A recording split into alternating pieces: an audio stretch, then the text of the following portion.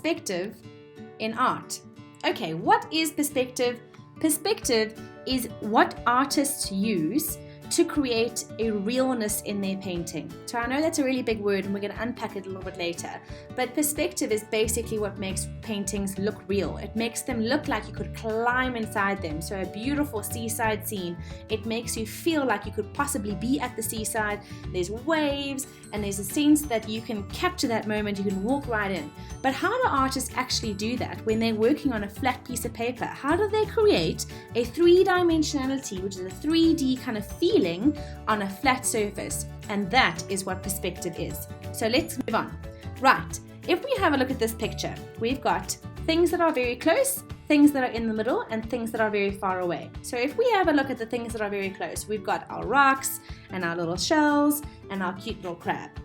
If we look at the things that are in the middle, we've got our little wooden boat and part of the sand. And if we think about the things that are far away, we've got a teeny tiny little yacht. Now, if you had to think about how big yachts are and how small crabs are, does this picture make sense to you? Well, it does, in the sense that they're telling you that that yacht is very far away and that that crab is closer to you. So that's kind of part of what perspective is, because it's showing you how things are far away and how things are close together. So let's unpack this picture a little bit more. Okay, so there's the sea, and there we have our teeny tiny little yacht, and we know that yachts are bigger than that, so definitely that's saying that that yacht is far away. Then we have the middle ground, and the middle ground is our little boat and it's our little sand, and in the foreground we've got our cute little crab and our rocks and our shells. And if we have a look at the gist of this painting, the rocks and the things are in front of us, they're closest to us, then we have the boat, and then we have the yacht in the distance, and that's what makes you feel like you could climb into this picture. The next one is a cute little wooden cabin, and if we unpack this as well, we can do the same thing. So what are the things that are close? What are the things that are middle? What are the things that are in the background? So there's obviously a mountain in the background, there's some trees in the front, and there's a wooden little cabin in the front. Shall we see if we're right? So there's the mountain in the background, and it's kind of muted colors, it's not very detailed.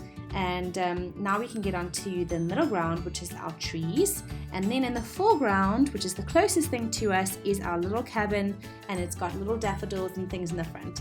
So guys, when you're thinking about doing your art, you need to think about perspective, because perspective shows realness in a painting. It makes you want to climb into that painting because you're showing things that are far away, you're showing the middle of the ground, which is where all the action is, and then you're showing the foreground as well. And that means that you include distance in that as well. So I hope you learned something now. Hi boys! Okay, so what we're going to do is we're going to create our own landscape on our piece of paper.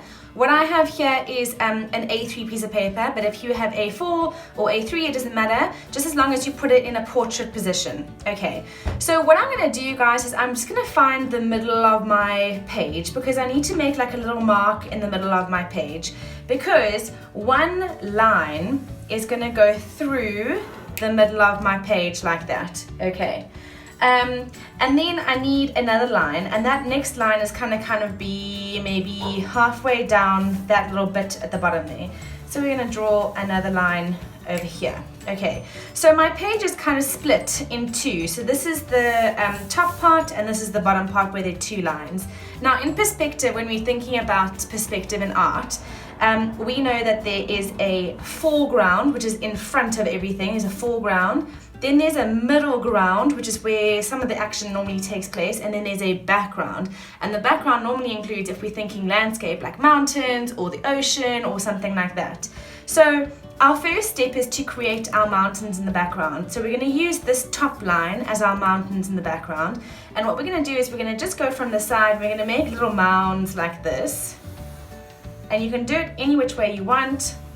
I think I'm going to stop at 3 mountains, but if you wanted to do more, you then could. Okay, my next step is I want to draw a little house over here and maybe like 2 trees, okay? But because this is the middle ground, I need to draw them slightly bigger than my mountains in the background. So I want the house and I want the trees to overlap this. So let's start off with the trees first, because that's the easier part. So I'm going to draw my trunk, and then I'm going to draw my tall trees, kind of weird fluffy trees. Okay, let's draw another one. We don't have to draw it the same size, but we just need to make sure that it goes over that line. So now we can just erase this little bit here and this little bit over here. Okay, right, our next part of this is to draw the house. Okay, so you need to draw a block just like you normally would on a normal house. And then what you're going to do is you're going to add that triangle for the roof. Okay, so you're going to add that triangle. It's going to go on top of that block, and again you're going to just erase that little line there. Okay, but we don't have to only draw a house like this. We can make our house 3D, and how we're going to do that is going to be very simple. What I want you guys to do is that wherever your building is and wherever your mountain is, just give yourself a little bit of a chance to see what you're doing and erase your lines. Okay, and then what I want you to do is that on your triangle, at the top of the triangle, I want a straight line going across. Okay, and remember that if your line is like that, the lines must be the same. Okay, so I can't have a line that's going skew.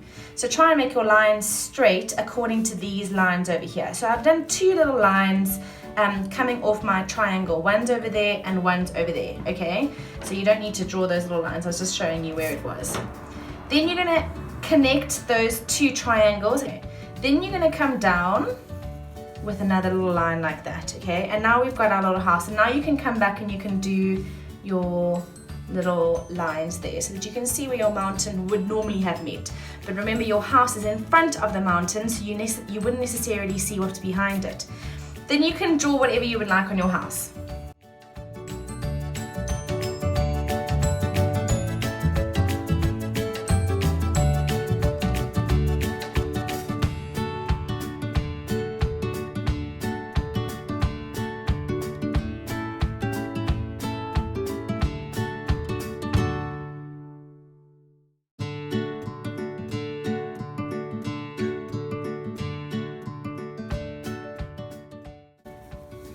Okay, right guys, when you've done that, I now need to do this foreground in the front here. And what I want to do is I want to actually create kind of like a curve, a line, and this is going to be the road that drives up to the house, okay? And there's a trick with this. So whatever line you've done over here, so you've started over there at the line that your house is sitting on, and you've curved it around going down. You're going to start here, quite close to your other line. You're going to follow the same curve, but you are going to get wider, wider, wider, wider, wider, wider, wider, wider, because then it's going to look like it starts closer, because where you are sitting, where you see your picture, you are sitting over here, and so the road's going to be quite big here, and then it gets smaller, smaller, smaller until the mountains in the background, which are really enormous, look quite small. So when you've done that, then you can, you can even, if you wanted to, you could do your little lines in the front here, and you'll see that these little lines will get smaller and smaller and smaller and smaller as the road goes away from you, okay? And then I think that in the top here, we can just draw like a cute little sun. And then if you like, you can draw some fluffy little clouds. And maybe a couple birds, what about that? Okay, so however you like it. All right, so this is your layered picture. What you're going to do now is you're going to take one of your markers and you're going to outline your entire picture, and then we're going to go from there with the coloring in.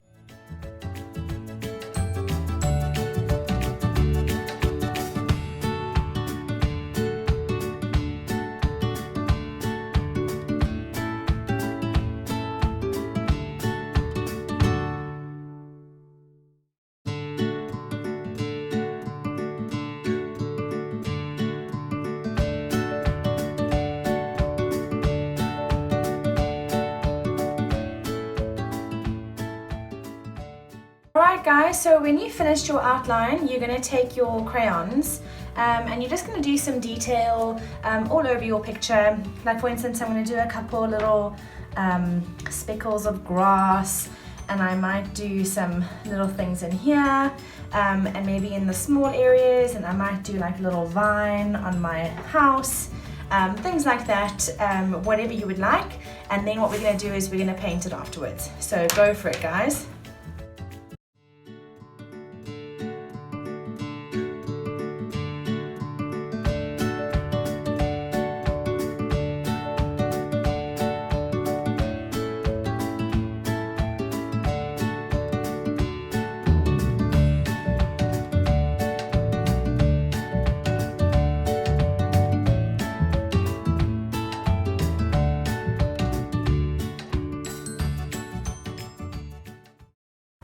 Right guys, and now we're going to get onto the painting.